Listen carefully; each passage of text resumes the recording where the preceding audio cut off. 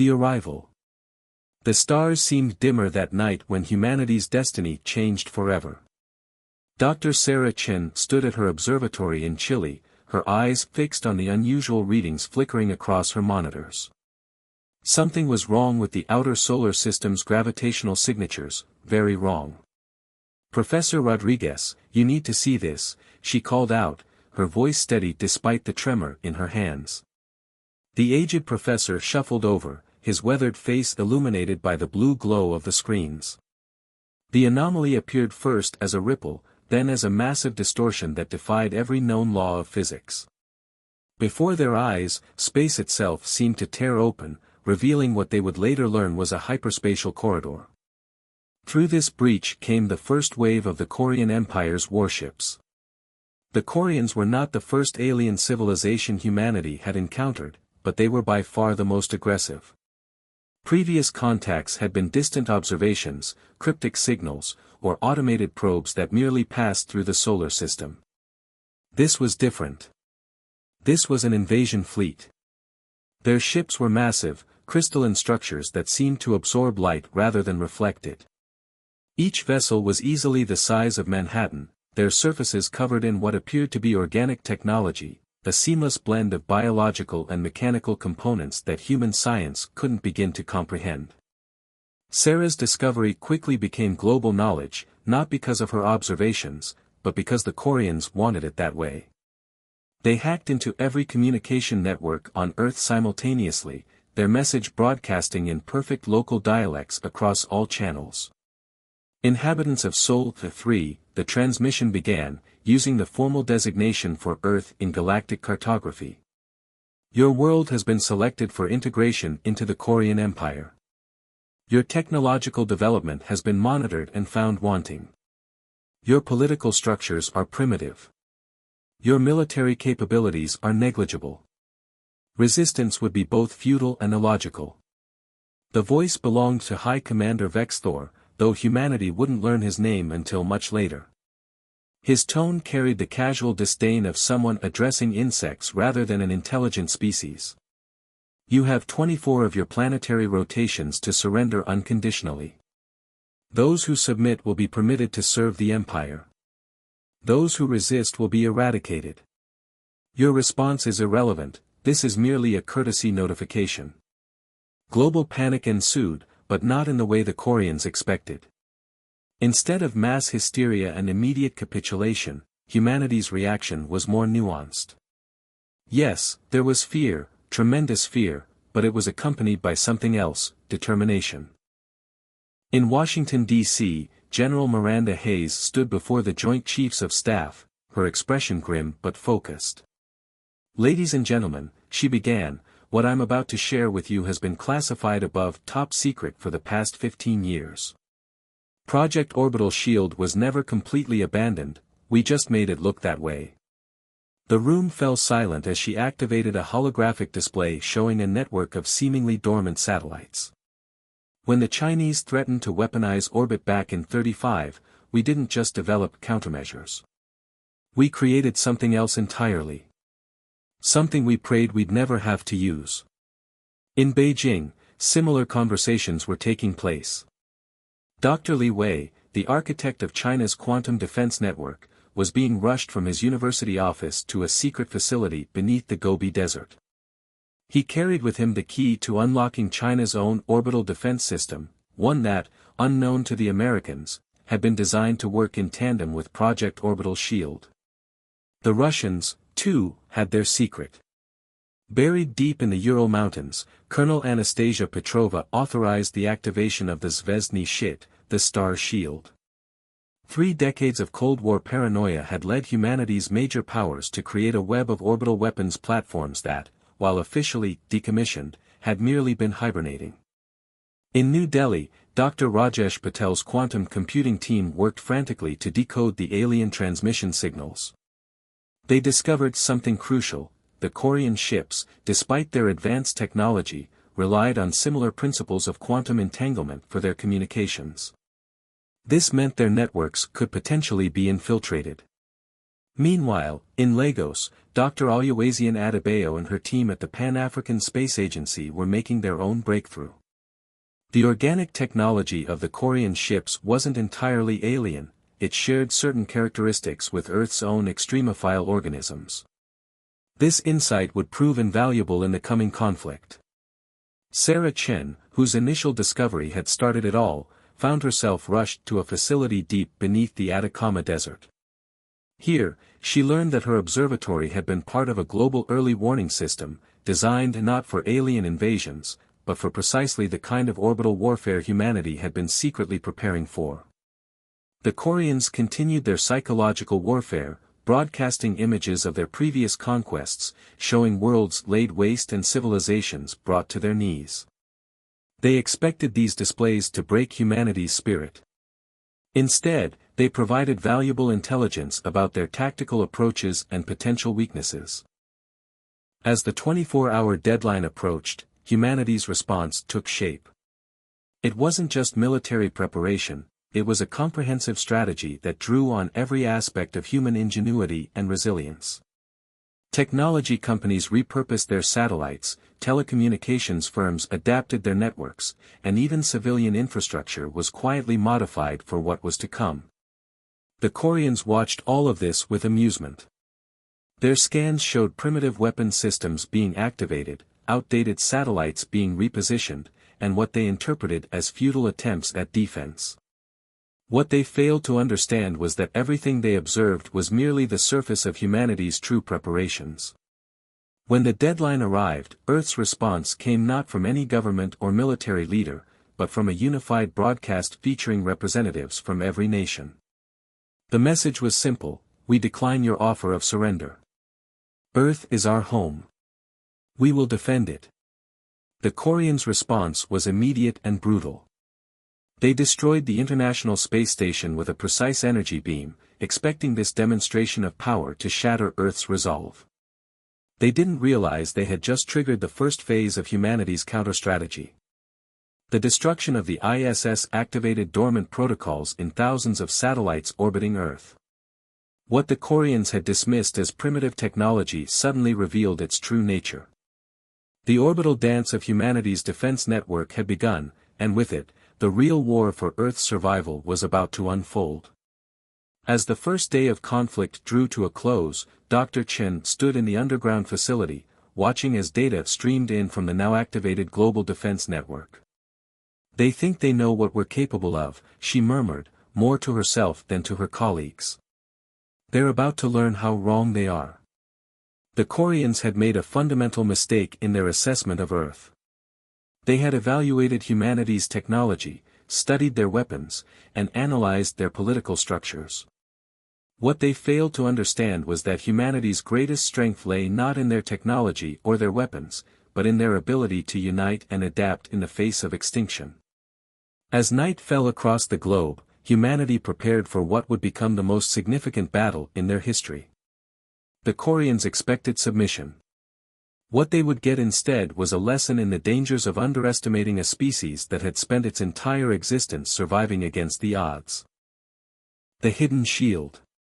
The first phase of humanity's response began not with a bang, but with silence. Complete, absolute silence. Every satellite communication, every radio signal, every electronic emission from Earth suddenly ceased. To the Korean fleet, it appeared as if humanity had somehow regressed to a pre-technological state. High Commander Vexthor stood on the bridge of his flagship, the Celestial Side, his crystalline exoskeleton reflecting the dim light of his command center. Curious, he mused, his multiple eyes narrowing. They've gone dark. What the Koreans didn't realize was that Earth hadn't gone silent, it had shifted to an entirely new form of communication. Dr. Li Wei's quantum network, developed in secret over decades, was now the sole channel of global coordination. Unlike traditional communications, these quantum-entangled signals were impossible to intercept or decode. In the facility beneath the Gobi Desert, Dr. Li worked feverishly with his team.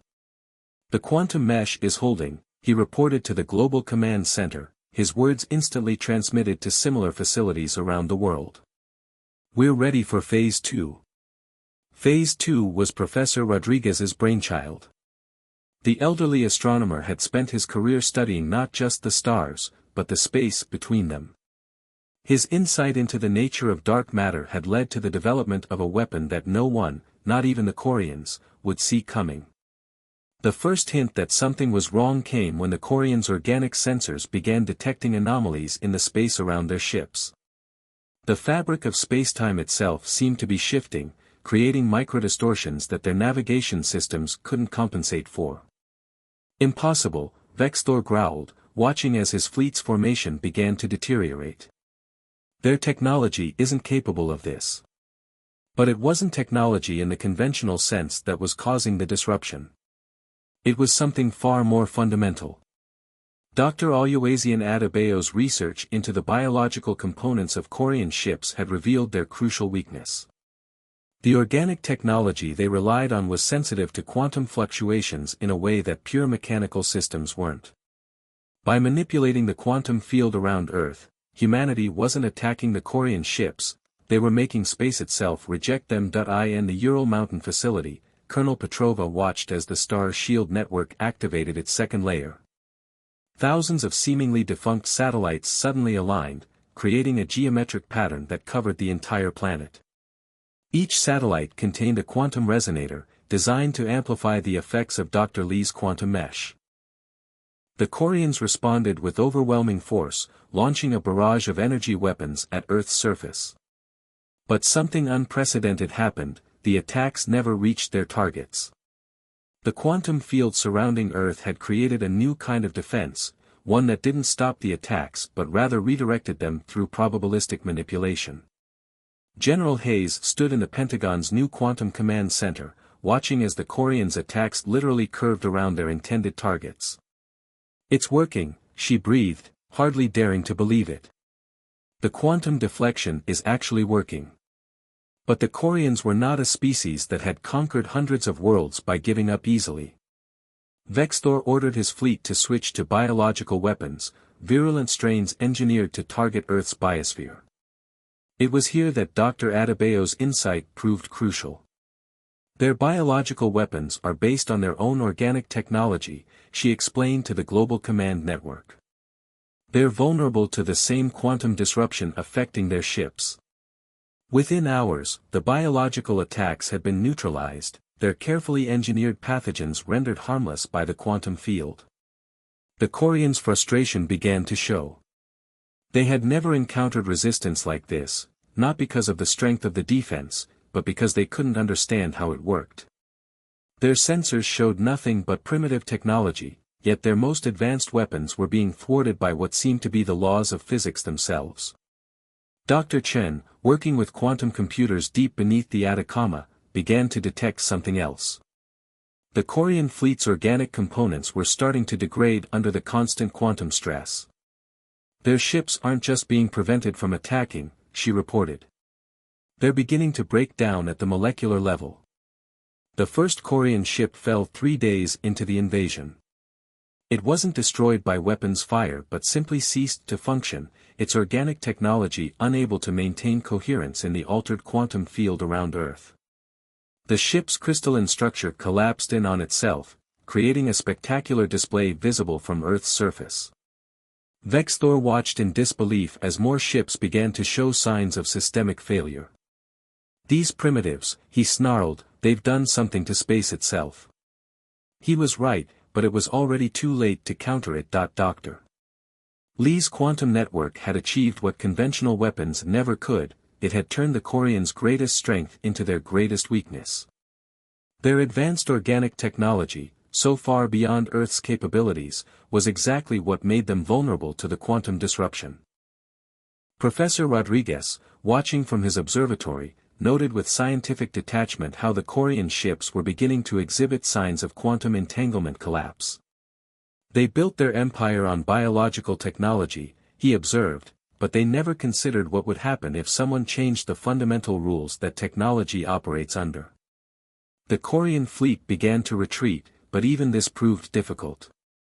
The quantum disruption had spread throughout near-Earth space, creating a zone where their organic technology simply couldn't function reliably. Ships that tried to activate their faster-than-light drives found their systems failing catastrophically. Dr. Patel's team in New Delhi had by now completely decoded the Korean communication protocols. They began broadcasting a message on the Koreans' own quantum channels: "Your organic technology cannot function in this space. Retreat beyond the quantum field, or your entire fleet will be lost." It was not a threat but a statement of fact, and the Koreans knew it. They had never encountered a species that could manipulate quantum fields on this scale. Their entire technological base, evolved over millennia, had been rendered effectively useless in Earth space. The retreat, when it came, was chaotic. Nearly a third of the Korean fleet was lost, their ships literally dissolving as they tried to escape the quantum disruption field. Those that made it retreated to the outer solar system, where the effects of Earth's quantum defense were weaker. Humanity had won its first major victory against the Koreans, but no one was celebrating yet. They had revealed their primary defense, and while it had proven effective, everyone knew the Koreans would be back, and next time, they would be prepared for quantum warfare. As the last Korean ships disappeared into the depths of space, Dr. Chen turned to General Hayes. "They'll adapt," she said simply. "They'll find a way to shield their organic technology from quantum disruption." Hayes nodded grimly. "Then we'd better be ready with Phase 3. She turned to the quantum communications network. "All facilities, begin preparation for orbital deployment. We have work to do before they return." The first battle for Earth was over, but the war was just beginning. Humanity had surprised the Koreans once. Next time, they would need more than clever manipulation of quantum fields to survive. As teams around the world began preparing the next phase of Earth's defense, one thing was clear: the real test of humanity's resolve was yet to come. The counterattack. The Koreans returned exactly 2 weeks after their initial retreat, but this time, they were not alone. Their fleet had doubled in size, reinforced by ships from the far reaches of their empire. More importantly, their vessels had been modified, their organic components now shielded by exotic matter barriers that made them resistant to quantum manipulation. High Commander Vexthor, his pride wounded by the previous defeat, had spent the intervening time studying humanity's defense systems. "These creatures," he addressed his war council, "have shown themselves to be more resourceful than anticipated. But they have also shown us their hand. Their quantum defense is impressive, but it is all they have." He was wrong, of course, but his misconception was exactly what Earth's defenders had been counting on. Dr. Sarah Chen, now operating from a new facility beneath the Pacific Ocean, detected the Korean fleet's approach. "They've adapted," she announced to the Global Command Network. "The quantum disruption is having minimal effect on their new shielding." General Hayes, who had anticipated this development, initiated Phase 3. "Begin the orbital deployment," she ordered. Across the globe, hidden installations hummed to life as humanity revealed its second layer of defense. Deep beneath the Gobi Desert, Dr. Li Wei activated what he called the Dragon's Teeth, a network of seemingly dormant satellites that had been strategically positioned during the 2-week respite. These weren't weapons in the conventional sense, they were something far more insidious. The Korean fleet approached Earth with overwhelming force, their weapons primed for a devastating strike. But before they could launch their attack, the Dragon's Teeth activated. Thousands of microsatellites suddenly released clouds of engineered nanomaterials, particles designed by Dr. Adebayo's team to specifically target the Koreans' new shielding. "The nanites are programmed to seek out and bond with their exotic matter shields," Dr. Adebayo explained as the battle unfolded. "Once bonded, they'll begin the conversion process." The conversion process was perhaps humanity's most elegant weapon. Rather than trying to destroy the Korean shields, the nanites began transforming them into quantum amplifiers, turning the very defenses that protected them from Earth's quantum field into conductors that magnified its effects. Vexthor realized too late what was happening. Impossible, he raged as his fleet's protective barriers began to work against them. "Their technology is too primitive for this level of manipulation." But it wasn't just technology that humanity had brought to bear. Professor Rodriguez's team had made another breakthrough. They had found a way to use the Quarians' own faster-than-light drives against them. The quantum amplification caused their FTL systems to create microsingularities, threatening to tear their ships apart from within. Colonel Petrova, coordinating from the Ural facility, watched as the battle unfolded in 4 dimensions. The nanite conversion is causing cascade failures across their fleet, she reported. Their attempts to engage their FTL drives are only making it worse. The Quarians' response was swift and desperate. They launched a barrage of antimatter weapons, hoping to destroy the nanite clouds before they could complete their work. But Dr. Lee's dragon's teeth had another surprise in store. The satellites began emitting targeted electromagnetic pulses, carefully calibrated to interact with the antimatter weapons. Instead of detonating, the antimatter was contained and redirected, creating a web of destructive energy that the Quarians had to navigate. Dr. Patel's quantum computing team had by now gained even deeper access to Quarian communications. They began broadcasting tactical data directly into the alien fleet's network, causing confusion and disrupting their coordination. Ships began firing on their own allies, unable to distinguish friend from foe in the chaos. The battle reached its climax when Vexthor ordered his flagship to breach Earth's atmosphere, determined to deliver a killing blow to the planet's surface. It was the opportunity Earth's defenders had been waiting for. General Hayes gave the order, activate the orbital strike system. The true purpose of humanity's orbital defense network was finally revealed. It wasn't just a shield, it was a precisely coordinated weapons platform. The quantum field, the nanites, the electromagnetic pulses, they had all been positioning the Quarian fleet for this moment. Thousands of satellites simultaneously focused their energy on Vexthor's flagship, creating a gravitational lens that bent space itself. The massive ship, caught in this artificial gravity well, found itself being torn apart by the very forces it used for propulsion. The sight of their flagship's destruction broke the Quarian fleet's resolve. Ships began retreating in disorder, many of them critically damaged by the combined effects of quantum amplification and their own malfunctioning FTL drives. But humanity wasn't finished. Dr. Chen's team had prepared one final surprise. As the Quarian ships fled, they triggered a quantum entanglement cascade that spread through the retreating fleet. Each ship's faster-than-light drive became a beacon, broadcasting their position across the galaxy. Let the universe see how Earth deals with invaders, General Hayes declared as the last Quarian ships disappeared into deep space, their positions now permanently marked for any civilization to track. The victory was decisive, but it had come at a cost. Much of Earth's orbital defense network had been destroyed in the battle, and the nanite clouds would take years to clean up from near-Earth space. As the adrenaline of battle faded, Dr. Chen gathered with the other project leaders in the underground facility. "They'll be back," she said quietly. "Not the Quarians, they've learned their lesson. But others will come, now that they know we're here." General Hayes nodded grimly. "Then we'll be ready for them too. Humanity just proved it can stand up to one of the most powerful civilizations in the galaxy. It's time we took our place among the stars." The battle was over, but Earth's emergence onto the galactic stage was just beginning.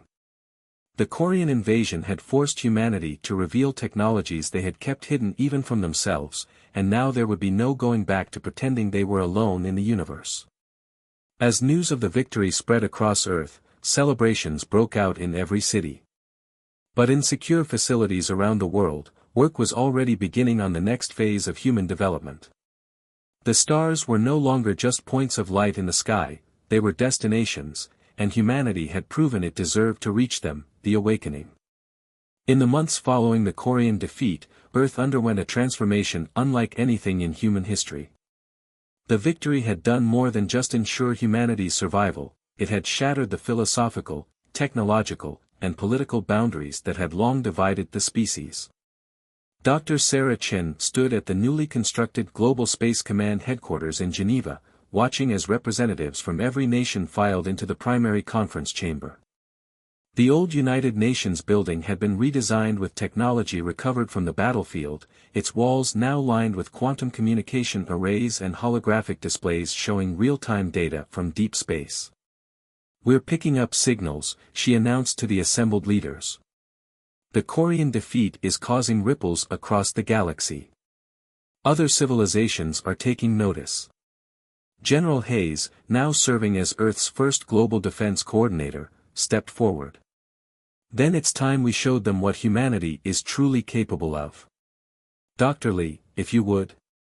Dr. Lee Wei activated the central hologram, revealing a project that made even the Orbital Defense Network seem modest by comparison. "Project Ascension," he began, "was conceived the moment we detected the first Corian ships. While we fought them in orbit, teams across the globe were laying the groundwork for humanity's next step." The hologram showed a massive construction project already underway in Earth's orbit. Drawing on the knowledge gained from studying Corian technology, humanity had begun building its first true space defense fleet.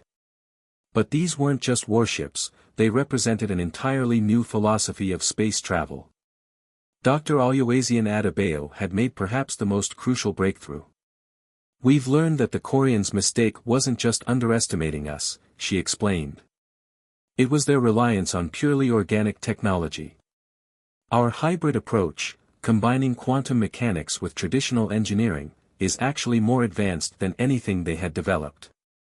The new ships under construction incorporated elements of both human and recovered Corian technology, but with significant improvements. Professor Rodriguez's dark matter research had led to the development of gravity manipulation systems that made traditional rocket propulsion obsolete.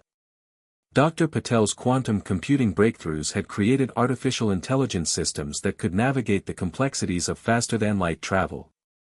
But it wasn't just military technology that was advancing.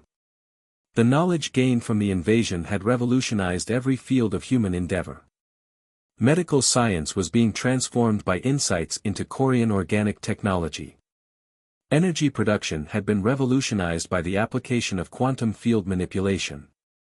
Even agriculture was being enhanced by engineered nanomaterials. Colonel Petrova, who had been analyzing data from deep space monitoring stations, brought concerning news to the Council. "The Corians have retreated to their core worlds, but they're not the only power in the galaxy. We're detecting evidence of at least 3 other major civilizations that might see Earth as either a threat or an opportunity." This revelation led to the next phase of Earth's development. Under the newly formed Global Space Command, humanity began establishing off-world colonies. The Moon and Mars were just the beginning. Automated construction ships were dispatched to build defensive installations throughout the solar system. Dr. Chen's team had made another significant discovery while studying the quantum communication networks. "The galaxy is more connected than we realized," she reported. "There's an entire network of quantum-entangled communications linking different civilizations. We're not just building a defense force, we're preparing to join a galactic community." But humanity was determined not to repeat the mistakes of the Corians. Instead of approaching other civilizations with arrogance or aggression, Earth began broadcasting messages of peace and cooperation, while simultaneously making it clear that they were capable of defending themselves if necessary. The first diplomatic contact came sooner than expected. A delegation from the Centaurian Alliance, a coalition of species from nearby star systems, arrived 6 months after the Corian retreat. They had monitored the battle and were impressed not just by humanity's victory, but by the restraint they had shown in not pursuing and destroying the retreating fleet. Dr. Patel's quantum computing systems proved invaluable in establishing communication with the Centaurians. "They're not just here to evaluate us," he reported after analyzing their initial messages. "They're here to warn us. The galaxy is entering a period of unprecedented change, and Earth's defeat of the Corians has accelerated that process." The Centaurians brought knowledge of galactic politics that confirmed humanity's decision to rapidly develop its defenses. The galaxy was divided among various power blocks, each with its own agenda. The Corian Empire had been one of the most aggressive, but others were watching Earth with varying degrees of interest and concern. General Hayes and the global leadership faced a crucial decision. Earth could either isolate itself, building up its defenses and preparing for inevitable future conflicts, or it could take an active role in shaping galactic politics. The choice, when it came, was unanimous. "We didn't defeat the Corians just to hide behind our shields," Hayes declared to the Council. "Humanity has earned its place among the stars, and we will take it." Project Ascension was accelerated. The first human-built faster-than-light ships were scheduled for launch within the year. But these vessels would carry more than weapons and defenses, they would bear the accumulated knowledge and culture of humanity, ready to engage with the wider galactic community. Dr. Adebayo's team had already begun adapting their nanotechnology for peaceful applications, creating systems that could help terraform hostile planets or clean up space debris. Professor Rodriguez was developing new theories about space-time manipulation that promised to revolutionize interstellar travel. Perhaps most importantly, humanity had learned the value of unity. The old national boundaries remained, but they had become administrative distinctions rather than barriers. The common experience of facing extinction, and triumphing, had created a new understanding of what it meant to be human. As the first anniversary of the Corian invasion approached, Earth had been transformed. Massive space elevators stretched into the sky from equatorial locations, ferrying materials and personnel to the orbital construction yards. The Moon hosted research facilities dedicated to developing new technologies, while Mars had become a testing ground for terraforming techniques. Dr. Chen, standing at her new observation post on Luna Base 1, watched Earth rotate below. "We're not just reaching for the stars anymore," she mused to General Hayes during a routine inspection. "We're becoming a stellar civilization in our own right." Hayes nodded, her attention focused on the latest reports from the Deep Space Monitoring Network. "And none too soon," she replied. "Because something tells me the galaxy isn't done testing us yet."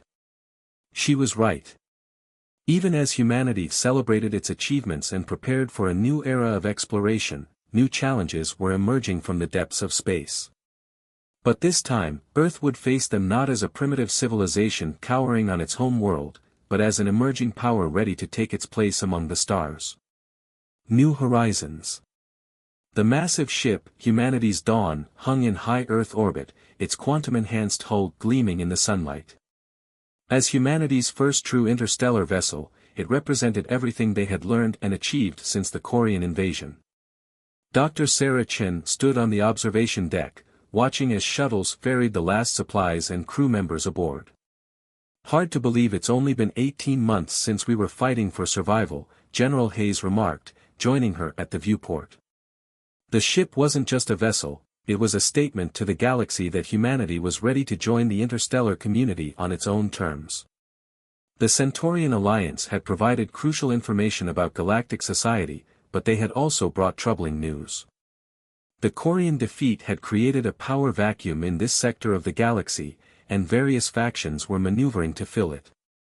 Earth, with its demonstrated military capabilities and unprecedented technological advancement, had become a focal point of galactic politics. Dr. Li Wei's quantum communications array had detected increased activity from at least 5 major civilizations. Some were sending diplomatic overtures, while others were clearly conducting reconnaissance missions at the edges of the solar system. Earth's response would shape its position in galactic society for centuries to come. "We're receiving a transmission from the Arcturus Concordat," Dr. Patel announced from his station in the Quantum Communications Center. The Concordat was one of the oldest civilizations in the known galaxy, and they had specifically requested to speak with Earth's leadership. The holographic projection materialized in the ship's conference room, revealing a being that seemed to be composed entirely of crystalline energy. "People of Earth," it began, its thoughts translated by Dr. Patel's advanced quantum interface, "your victory over the Corians has not gone unnoticed. But it has also raised concerns among the elder races. You have advanced too quickly, developed technologies that took other species millennia to master." Professor Rodriguez, who had been quietly analyzing the Concordat's transmission signature, made a startling discovery. "They're scanning us," he whispered to General Hayes. Not just the ship, they're probing our entire solar system. The Concordat's message continued, we offer you a choice. Accept our guidance, allow us to oversee your development, and we will ensure your peaceful integration into galactic society. Refuse, and you will be considered a potential threat to cosmic stability. It was the kind of diplomatic ultimatum that, 18 months ago, might have intimidated humanity. But they had learned much since then, not just about technology, but about the nature of power and responsibility in the cosmos. Dr. Adebayo, who had been monitoring the organic components of their hybrid systems, noticed something peculiar about the Concordat's transmission. Their energy signature, she said, it's similar to the quantum fluctuations we detected during the Korean invasion. They're not just scanning us, they're testing our defenses. General Hayes understood immediately. The Concordat's offer of guidance was really an attempt at subjugation, more subtle than the Koreans' approach but no less threatening to human independence. Earth's response came not just from the military leadership, but from a unified council representing all of humanity. Dr. Chen, as the scientist who had first detected the Korean threat, was chosen to deliver it. Honorable members of the Arcturus Concordat, she began, her voice steady and clear, humanity acknowledges your ancient wisdom and appreciates your offer of guidance. However, we must decline the terms as presented. We propose instead a relationship of equals, based on mutual respect and cooperation. As she spoke, Dr. Lee's quantum network detected multiple ships emerging from faster-than-light travel at the edges of the solar system. The Concordat had apparently anticipated resistance and prepared a show of force.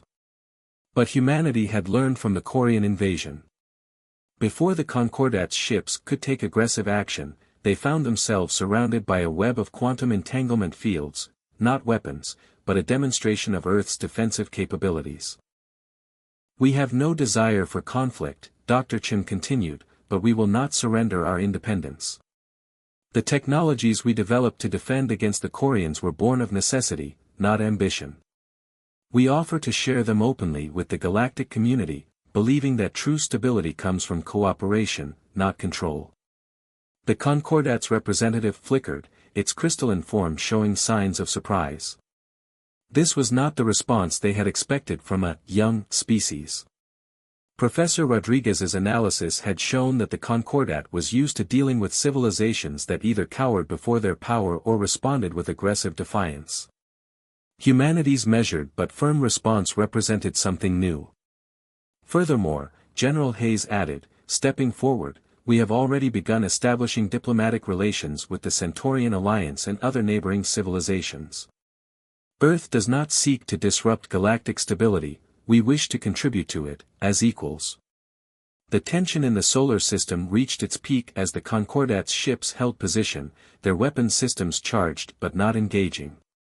Dr. Patel's quantum computers calculated a 68% probability of hostile action, but humanity held firm. Then, unexpectedly, the Concordat's representative laughed, a sound like chiming crystals. Fascinating, it said. In all our millennia of guiding younger species, we have never encountered one quite like yours. Perhaps there is wisdom in your proposal. The ships at the edge of the solar system powered down their weapons, and the aggressive scanning ceased. Instead, the Concordat opened a different kind of communication channel, one reserved for diplomatic equals. You have proven yourselves not just through your victory over the Koreans, the representative declared, but through your response to our test. We would be honored to welcome humanity as partners in maintaining galactic peace. As the diplomatic channels hummed with activity, Dr. Chen turned to her colleagues. This is just the beginning, she said. We've earned our place among the stars, but now we have to prove we deserve it. The Humanity's Dawn began its historic first voyage the next day, carrying not just the hopes of Earth but a new vision for galactic civilization. Humanity had learned that true strength lay not in weapons or technology, but in the wisdom to use them wisely. As the ship engaged its quantum drive, preparing for its first faster-than-light jump, General Hayes stood with Dr. Chen on the bridge. The Koreans thought we were primitive, Hayes mused, and the Concordat thought we were dangerous. Neither understood what really makes humanity special. And what's that? Chen asked, though she already knew the answer. Our ability to learn, to adapt, and to grow, Hayes replied, watching as the stars began to blur around them. But most importantly, our ability to dream of a better future and work together to create it. The humanity's dawn vanished into quantum space, carrying with it the next chapter of human history. Earth had not just survived its trial by fire, it had emerged stronger, wiser, and ready to take its place in the grand tapestry of galactic civilization. Behind them, Earth continued its transformation. The orbital defense networks were being converted into research stations, the nanite clouds repurposed for space cleanup operations.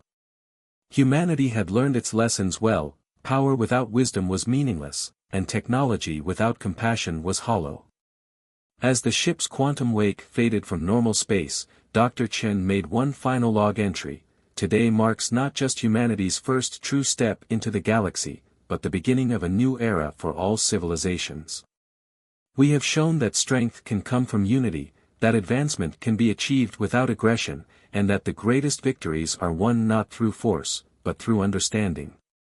The stars beckoned, and humanity, at last, was ready to answer their call.